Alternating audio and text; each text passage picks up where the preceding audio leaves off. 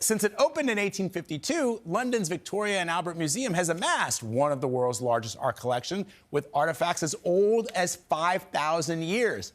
Maybe the Ark of the Covenant is there. I don't know. The collection is so big that earlier this year, the V&A opened a new storage space that's also open to the public. Haley Ott shows us how, in this new space, the exhibits come to you.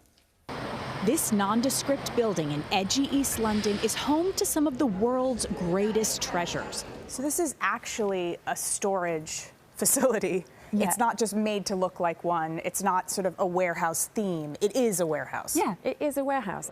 It's where the collection of one of the world's most renowned museums, London's V&A, has been stored, away from the public, until now. That's a long time. Georgia Hazeldine is the Storehouse's senior curator. But I think what we're trying to do here is to strip back all of that sort of artifice, those things that we normally do to make things look so kind of perfect and glittering, and instead just show you the objects as they actually are. And I think that that gives you a very kind of different way of interacting with them. And different it certainly is. Wandering down industrial hallways designed by the same architects who built New York City's High Line, we're surrounded by shelves of treasures. Pieces the polished museum on the other side of town doesn't have space to display. Ancient vases, paintings, and furniture, like IKEA for Indiana Jones types. Here you can see an incredible Donatello Renaissance sculpture, the sort of thing that would normally be completely out of reach. You'd never be able to get this close to it. And now you're sharing the same oxygen with it. You can become within touching distance of it.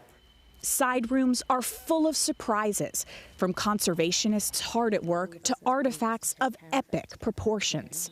So we're stood here in front of what has been nicknamed the biggest Picasso in the world. This painted cloth, made for a ballet theater, was a reproduction of a tiny Picasso painting, so admired by Picasso himself that when he saw it, he signed it with his own dedication. This was just stored until the 70s, folded up in a pile in the back of a kind of a theatre collection. And you can still see those marks on this, because this is over 100 years old. How incredible to be able to be standing here with it. A visit to the V&A's Storehouse is free, and there's more to do than just browse the hallways. With the push of a few buttons, you can summon pretty much whatever you want from the museum's collection. We'll ask you to make sure that you treat things respectfully, obviously, that you turn things where the folds already are. So you'll see if you open this pair of trousers out, if you unfold it. I can unfold it. You can, yeah, okay. Please go ahead. My goodness. Yeah. And trust your instinct, you know, you have trousers yourself, I imagine. I do, in fact, have trousers, but these are David Bowie's. Kate Parsons is the director of collection care and access and brought us this suit from Bowie's 1983 Serious Moonlight tour. This is amazing to be able to be so close to something that was such a huge part of pop culture and is such an interesting artifact, and to be able to touch it. Do you feel like people have unexpected reactions? They absolutely do. They really do. Oh my gosh, look at those.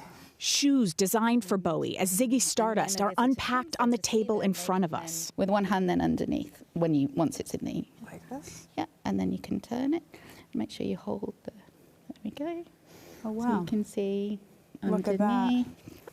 But that's what it makes me think of, David Bowie as a person performing, which is, you know, very emotional, special.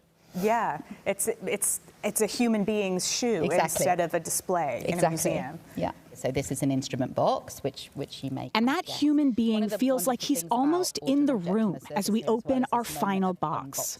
This Grafton sax was the instrument that was given to David Bowie for Christmas when he was 14 by his father. So it's the first instrument that David Bowie owned. That's the first instrument That's right, that David Grafton Bowie sax, yes. And it was given by his dad, so already you see that kind of extra. And you've just opened it in a way that maybe he would have opened it. Absolutely right, yeah. He would have. And would have done the same thing, I guess, when he would have been, oh, look what I've got for my present for Christmas.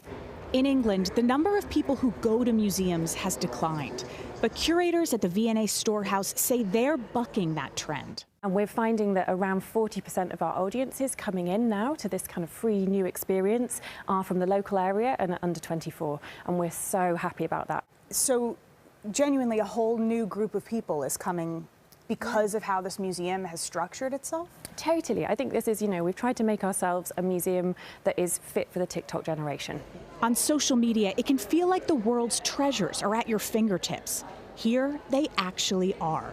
For CBS Saturday Morning, Haley Ott, London. I mean, this is why we're privileged to live in New York City. I take my almost three-year-old daughter to museums all the time. We just went this past week to the Museum of Natural History. She's got attention span for that? Oh, yeah. And she knows, when we told her we were going, we told her about all the animals that she was going to see in the African mammals section, which she was very excited about. And we've been taking her there since she was still just an infant, just to get her attuned. It's right at your doorstep here. So I don't like hearing that people aren't going to museums as much. There Vlad goes, raising the bar. Now I got to take my kids to the museum. No, Lindsay, you absolutely have to take the girls. They're going to love it. Absolutely.